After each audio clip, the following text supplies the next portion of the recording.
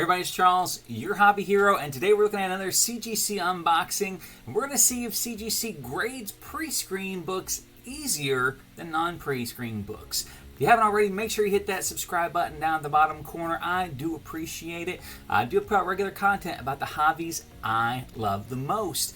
Now, if you guys are not familiar with the channel, I'll post a video up here of the other half of the submission that was sent in. I submitted approximately 25 books, half of which were submitted at a 9.8 pre-screen, half of which were submitted at a 9.6 pre-screen. However, due to the change in policy after I submitted it, the pre-screen on the second half was just removed entirely. And as you can see, a lot of those books came back lower than anticipated. So this is the 9.8 half. I think there are 13 books approximately in this order. We're going to take a look at it and see if these books graded more to what I was expecting versus the first submission. Alright, so get started here. These will all be 9.8 if they're graded, so I'm not going to hide the grade from you. First book we have up, okay, Nice House on the Lake. This is the first print, cover A. You can see a little waviness there on the book. Would assume had this at a 9.8 again, since it was in a 9.8 pre-screen. Looks good, no damage on the book there. We do have a box of rejects in here, so I know some books did not make it. Next book up, okay, we have the second print of the Job of the Hut, the sketch. I like these concept covers. Picked up the second one here. First appearance of Deva Lampop. I think there's a couple other copies in here as well. Book was catching up there for a while. I think honestly now really the only one that's going for big money is the 1 in 25. I think it's like almost a $300 9.8 now. So not bad there. Next one, okay. This is the first print, cover B. She is not on the cover A. It's a great cover there. When it comes to Star Wars, first appearances in general just always hold a good amount of value. First appearances of Jedi and Bounty Hunters, even more so. Okay, Spawn 88. So funny story, if you watched the other video, there was a Spawn 77, I think is the one, the first Angel Spawn on the cover. Both these books were submitted. I actually thought the other one was in better shape. It does have some spine stresses that do not break color, but I could not get the stress out, whereas the other one had like a perfect spine. But hey, it's the Capullo McFarlane cover. Just a cover by. There's no real significance to the issue. Just a great cover. Found it in dollar bin. It was in good shape. Got a 9.8. Next one up here. Oh, these two are in this order. The Amazing Spider-Man 21 Battle Lines variant. These things, this one's Sujin Joe, the artwork. I have two of them in this submission. Strictly cover buys, just absolutely gorgeous covers. Again, found these in a dollar bin, pulled them out. I'm like, these covers are just way too nice, and the books are in solid shape. Cleaned them, pressed them. 9.8, but just absolutely gorgeous Black Cat cover, which means the next one's probably, I think it's Amazing Spider-Man 22 from the Battle Lines. Yep. Look at that Spider-Punk right there. He is red hot right now. Everybody, I mean, I think he's one of the Spider-Verses that could stick around. I think a lot of people just enjoy the character concept. It's an interesting character concept. Not really my cup of tea, but unique enough. And the cover was just awesome. This is Heejin Jion, if I pronounced that even close to right. But again, found it in that same dollar bin. Gorgeous cover. And I was just like, wow, that was going to look great in a frame. And does it ever? If I can get the glare off of it. There we go. Just beautiful. Beautiful book. Alright. Okay. If you guys are not new to the channel, this won't be a stranger to you. This is the Walmart exclusive Moon Knight #3 on that one. First Hunter's Moon. Absolutely love this cover for two reasons. The regular cover, all the red that you see here is green, which I think looks really silly. But the red looks just so much better. Very menacing, and I don't know, just really pops with all the black and the white. And again, I'm huge on the Walmart exclusives.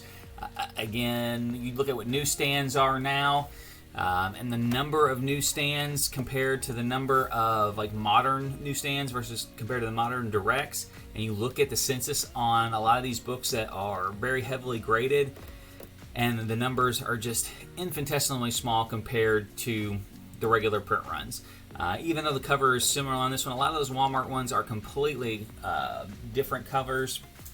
Just a big fan of them, and again, I think 10, 15, 20 years from now, if these books are legitimate keys, they're really going to be heavily sought after just because of that issue there. Okay, we've got another 9.8 Walmart.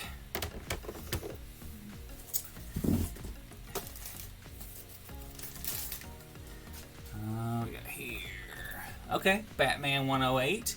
Miracle Molly. I was really hot on Miracle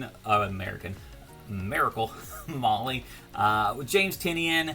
When it comes to DC, like their female characters tend to do better. Then there's all the Tynion leaving DC issues. She's kind of fallen out of the limelight. I think I got these books in a mystery box a little bit later on. Decided, it'd be easier to move them if they were graded. So I think I went ahead and got the last two copies I had of those submitted. Yeah, and there we have the art germ. This is obviously my favorite cover there, the metallic art germ of Miracle Molly there as well.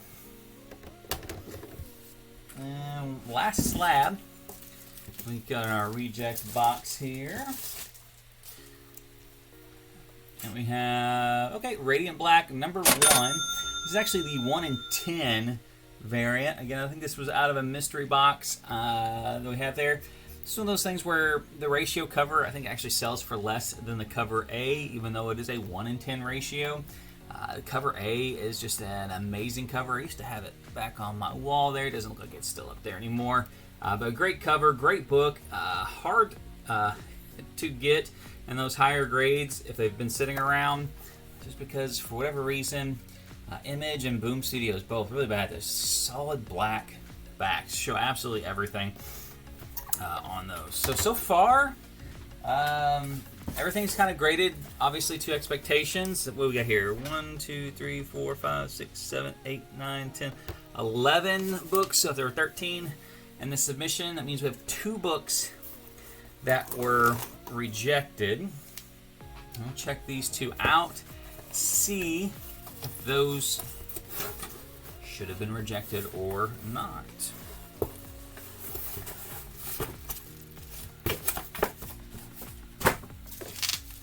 Anybody else, when I see the raw books inside on the CGC things, think of The Walking Dead with the dead inside on the door?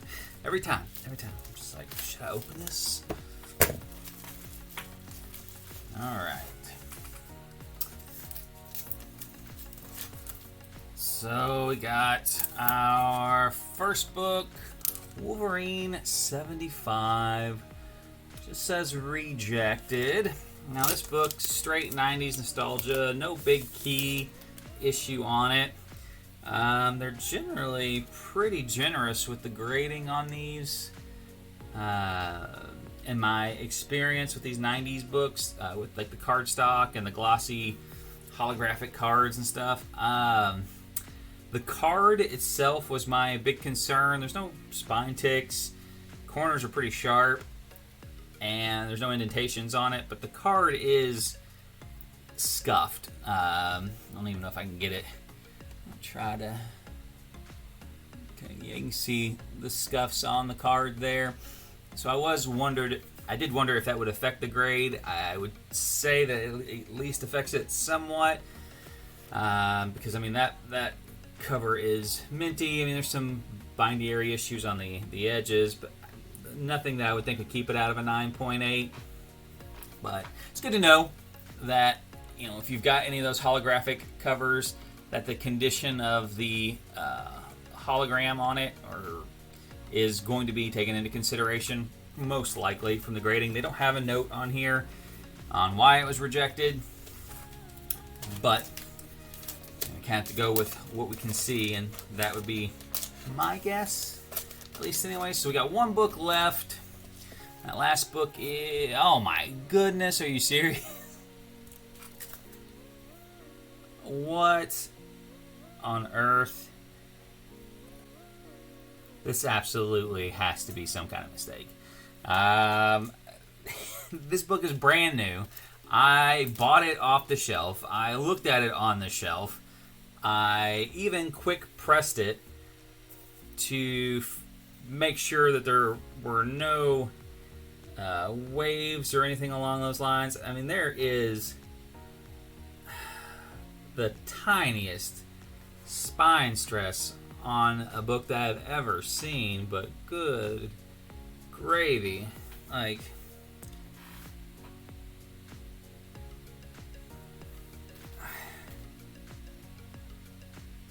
this, I don't know, this has got to be wrong. This has got to be, I mean, there's no way I could even show this on here. I will try to get a picture of how tiny this spine stress is. I mean, it's the only thing I can see, though. Like,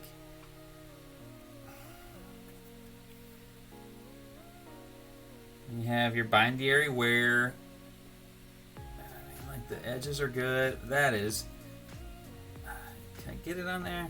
Yeah, I'll try to, my finger, it's on this side here. I can even, I'll try to get a picture, and if I can get a picture of it, I'll toss it up here if I can even get it on a decent picture, but that's ridiculous. Wow. This does not happen very often. Generally, if there's a 9.8 reject, it is a book I picked up in a collection. It is a book a little older, or there's something like that I just missed entirely. This book is in amazing shape. Wow. That is surprising. So, well, aside from that, I'll have to say, in general, the order looks to be about like I expected it, versus the last order being a bit more conservative. I don't know if CGC takes it into consideration whenever they're looking at a pre-screen, and one way or another tries to monetize more if the book is on the edge. If you've got a book that's teetering on that 9.8 to 9.6, do they bump it up to that 9.8 so they can get the full cost of grading? I'm not sure. Let me know what your thoughts are in the comment section below. Until next time, though, guys, Hobby Hero out.